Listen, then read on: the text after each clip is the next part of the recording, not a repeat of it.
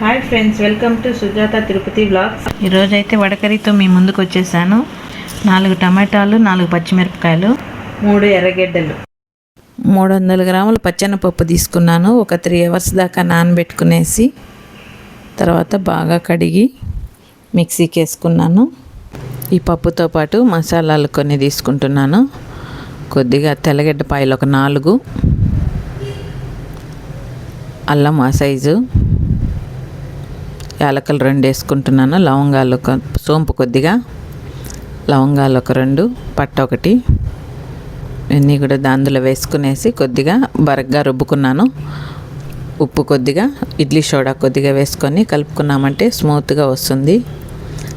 ఒక side oil పెట్టుకున్నాను వడకరి fry చేసుకోవడానికి. ఒక సైడు తాలింపుకి పెట్టుకున్నాను. ఉద్దిపప్పు, ఆవాలు, 2 లవంగాలు, ఒక పట్ట, 2 యాలకులు వేసుకున్నాను. ఒక బిర్యానీ ఆకు, పచ్చిమిర్చి, మిరపకాయలు కొద్దిగా వేగినాయి. తర్వాత ఆనియన్స్ వేసుకుంటున్నాను.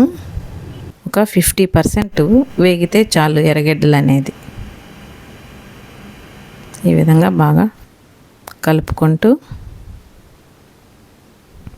అటు సైడ్ కూడా వడకి పప్పు వేసుకున్నాను. అది ఒక సైడ్ వడకరి ఎగుతుంది, ఒక సైడు ఆనియన్స్ ఎగుతూ ఉన్నాయి. ఈలోపు మీరైతే ప్లీజ్ ఛానల్ సబ్స్క్రైబ్ చేయండి, సపోర్ట్ చేయండి. ఈ పప్పు అంతా కూడా ఇలా వంటలాగా ఉంది కదా, అట్లా విడదీసి వేయించుకున్నామంటే బాగా ఫ్రై అవుతుంది. ఈ విధంగా కలుపుకోవాలి. ఈ వడకరి తిరుమలలో అయితే చాలా ఫేమస్, సూపర్గా ఉంటుంది. ఒకసారి మీరు కూడా అక్కడ టేస్ట్ చేయండి. ఎర్రగడ్డలు అయితే 50% అయితే వేగిపోయాయి. ఇంకా టమాటాలు వేసుకుంటున్నాను. కొద్దిగా ఉప్పు పప్పులో వేసున్నాం కదా, దీంట్లో కొద్దిగా వేసుకున్నామంటే టమాటాలు కూడా బాగా వేగిపోతాయి. కొద్దిగా పసుపు, 1 స్పూన్ కారపొడి, 1 స్పూన్ ధనియాల పొడి. టమాటాలు బాగా డీప్ ఫ్రై చేసుకోవాలి. ఈ విధంగా అయిన తర్వాత పప్పు అంతా కూడా బాగా ఫ్రై చేసి పెట్టుకున్నాను. వేడిగా ఉంది వడపప్పు, అందుకని కొద్దిగా వాటర్ వేసుకున్నాను. బాగా స్మాష్ చేసుకోవాలి.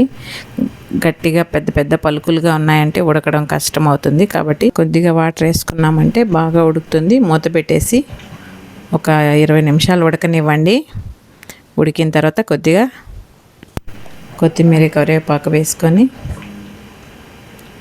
సైడ్ దోశ పోసుకుంటున్నాము. దోశకి, ఇడ్లీకి సూపర్గా ఉంటుంది ఈ వడకరి. కొద్దిగా ఆయిల్ తక్కువ అనిపిస్తుంది, ఇంకా కూడా కొద్దిగా ఉడకాల. ఉప్పు, ఆయిల్ తక్కువ అనిపిస్తుంది.